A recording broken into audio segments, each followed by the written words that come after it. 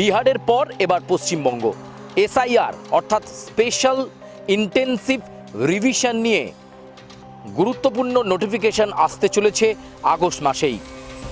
ইতিমধ্যেই রাজ্যের মুখ্য নির্বাচনী আধিকারিকের দপ্তরকে স্বশাসিত করতে বলা হয়েছে। আর এবার এসআইআর নিয়ে শুরু হয়েছে তৎপরতা। এই স্পেশাল ইন্টেন্সিভ রিভিশনের মাধ্যমেই আপনি পাবেন ভোটাধিকার, কিন্তু তার জন্য বেশ কিছু গুরুত্বপূর্ণ কাজ করতে হবে জনসাধারণকে।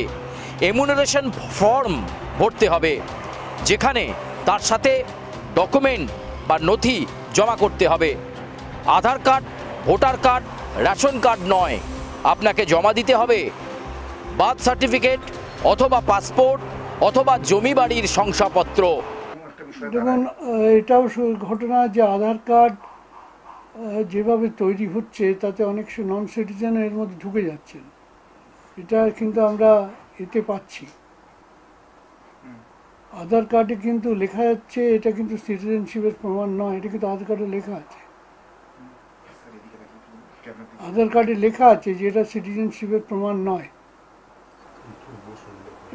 এটা মাথায় রেখে আমাদের অন্যান্য যে ডকুমেন্টগুলো আছেন ওনারা চাইছেন, সেই ডকুমেন্টগুলো কীভাবে মানুষ জোগাড় করতে পারবে সেটাও একটু দেখতে হবে, মানুষকে সময় দিতে হবে। ইলেকশন কমিশনের অধিকার আছে যারা ইলেকটোরাল রোলকে রিভাইজ করার ক্ষমতা আছে, এবং সেটা ওনারা রিভাইজ করছেন এই কারণেই যে যারা নাগরিক নয় তাদেরকে ভোটাধিকার দেওয়া হবে না। সংবিধানেও সে কথা বলা আছে, নাগরিকরাই ভোটাধিকার পাবেন। আর সেটা দেখার পর ড্রাফট হবে এবং তারপর আপনার নাম ভোটার তালিকায় থাকবে কি থাকবে না তা নিয়ে সিদ্ধান্ত নেওয়া হবে।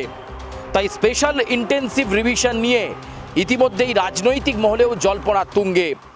যারা নাগরিক নন তারা যদি ভোটাধিকারের লিস্টে তাদের নাম থাকে তাহলে তো সেটা ভোটার লিস্টটা ঠিক সঠিক হচ্ছে না।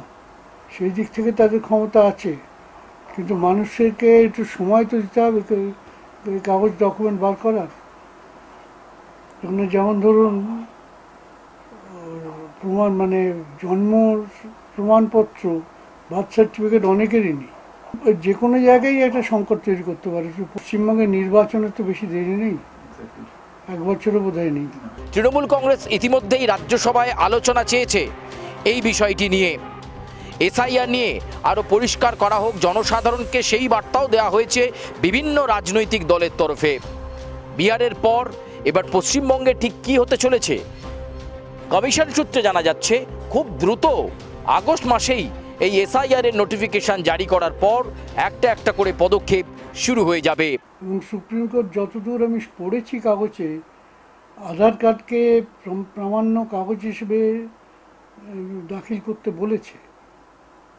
এখন আধার কার্ডকে যদি ইলেকশন কমিশন প্রামাণ্য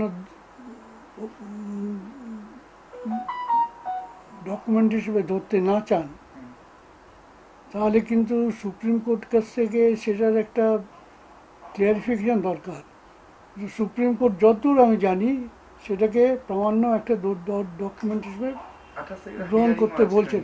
28 তারিখ, আজ চলে গিয়ে 23 তারিখ। 28 তারিখে কী হয় সেটা দেখুন। তাহলে কি একটা বড় অংশের মানুষ এবার ভোটার তালিকা থেকে বাদ পড়তে চলেছেন? এই আতঙ্ক বা ধোঁয়াশা অনেককেই তাড়া করে বেড়াচ্ছে।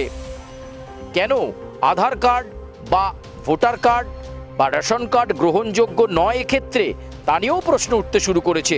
যদিও আরও বেশ কয়েকটি মামলা এই মুহূর্তে সুপ্রিম কোর্টের পর্যবেক্ষণের জন্য অপেক্ষা করছে। তবে দেখার এই স্পেশাল ইন্টেন্সিভ রিভিশন নিয়ে ঠিক সিদ্ধান্ত পশ্চিমবঙ্গের জন্য কোন দিকে এগোয়।